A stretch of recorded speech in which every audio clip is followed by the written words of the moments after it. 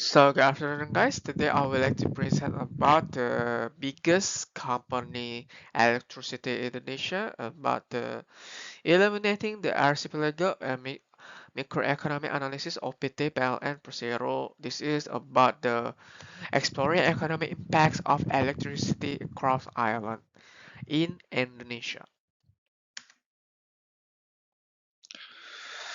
So, PT PLN Persero occupies a uniquely central position within Indonesia economic landscape as the sole state-owned enterprise responsible for the generation, transmission, and distribution of electricity across an archipelago of more than 7,000 islands. This immense geographic dispersion creates logistical complexity that only a vertically integrated government-backed utility can feasibly manage at scale.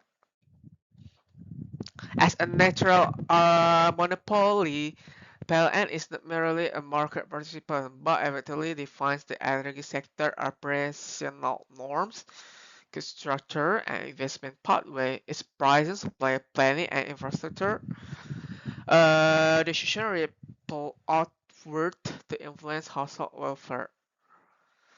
So I think these impacts are especially significant because Indonesian demand for electricity continues to grow rapidly because it becomes driven by rising income because population growth and accelerating urbanization. Furthermore, PLN must balance its dual identity as both a public service provider and a financial constrained enterprise facing volatile fuel costs, exchange rate fluctuation, and capital-intensive operational requirements. So, consequently, PLN role must be understood through a microeconomic lens that incorporate market structure characteristic, cost behavior, elasticity, pattern, and welfare trade-off to fully capture how its decision shape Indonesia energy for future growth in Indonesia. So the next is about the market definition and structure of Indonesia electricity sector. So for the PLN is about the dominant for monopoly control because geographic fragmentation and competi competition in the generation segment electricity while homogeneous as a physical product is differentiation through volta level, reliability standard, and server classification tailored to residential, commercial, industrial, social, and government customers. That's why PLN control the majority of national supply generation, around 60% of installed capacity, while also serving as the single buyer of power from independent power processor. And the long-term power purchase agreement, the independent power processor introduced oligopolistic characteristic into the generation layer. Through their output must still be integrated into PLN transmission and distribution network. And then the market geographically cemented the Indonesia limited interconnection capacity between major grids such as Java, Bali, Sumatra, Sulawesi, and Kalimantan. This result is multiple regional submarket, each with unique cost structure, demand trend, and supply constraint. For instance, the Java Bali grid enjoy economy of scale and available remote or isolated system market structure feature, including PL and legally monopoly over transmission and retail supply. Producer nature monopoly characteristics shaped by economic of scale and high fixed infrastructure costs. Understanding this structure is crucial for interpreting pricing strategies, capacity investment, and regulatory inventory. I mean, interventions. The next. So the next is about the elasticity pattern across customer segments.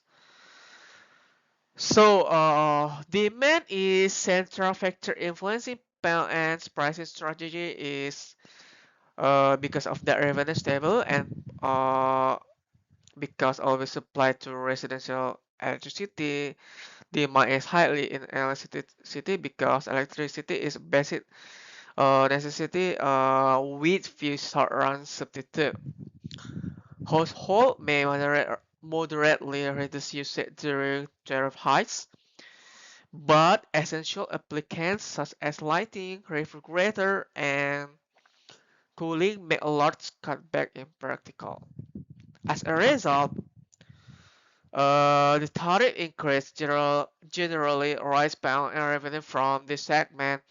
In contrast, industrial and commercial consumer display higher and elasticity due to cost incentive, production, function, and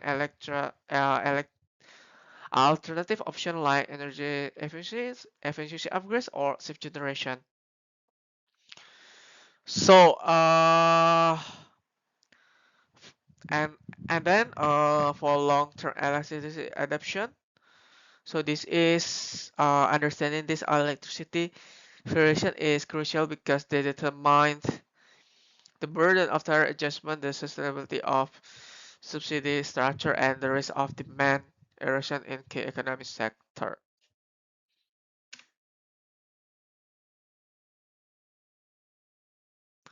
So the next is about PLN fixed variable marginal and average cost. So PLN cost structure reflect the capital intensive nature of electricity system. Characterized, I mean, but substantial fixed cost and fuel driven variable costs.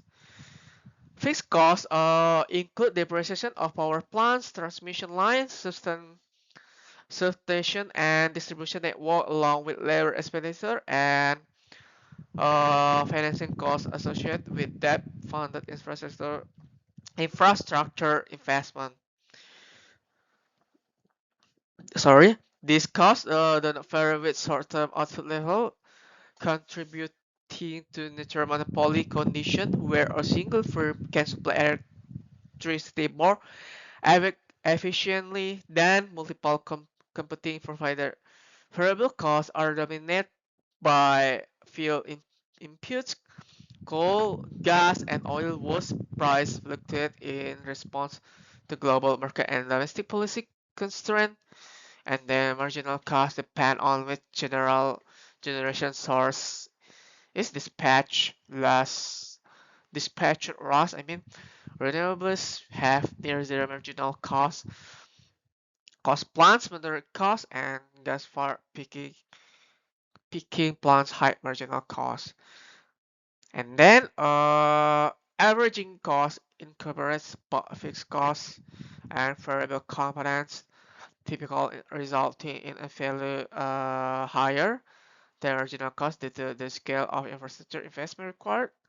Understanding this cost relationship is essential for tariff setting and then investment decision and evaluate PL and financial sustainability. So this is about the regulation, output decision, and the transition to RRR, RR, ARR. So PLN does not operate according to conventional profit maximization principle because its output and pricing decision are shaped by regulatory mandates and public service obligation. Under the long-standing cost-plus regulatory model, PLN is permitted to recover operating costs plus a fixed 7% margin.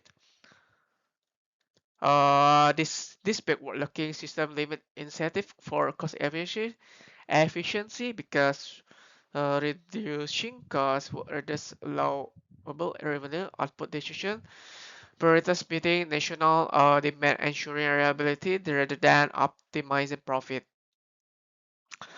While pricing is influenced heavily by political and social consideration, recognizing this limitation, policymakers are transitioning toward the annual revenue requirement model, which link revenue to capital investment and provided regulated returns on equity for renewable energy project. This forward-looking approach aligns PLN incentive with long-term investments goals and encourage modernization of the generation fleet by incorporating uh, perspective capital recovery. RR marks a shift toward a structure more similar to regulated profit maximizing maximizing offering potential improvement in finance efficiency, sustainability, and financial stability for the future. So this is about the consumer and producer surplus in electricity market.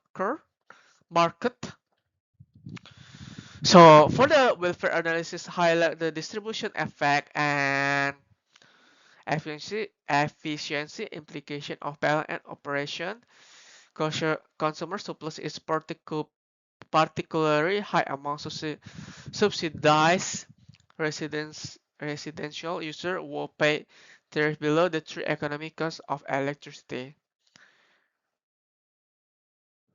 So the next about the industrial customer surplus impact.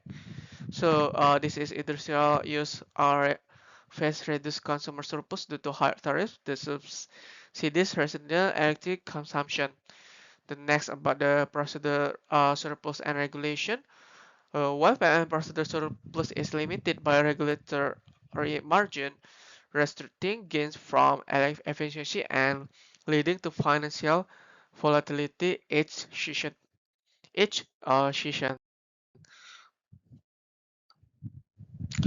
And then the last one is PLN face about the maybe about the future challenges and opportunities for the future, right?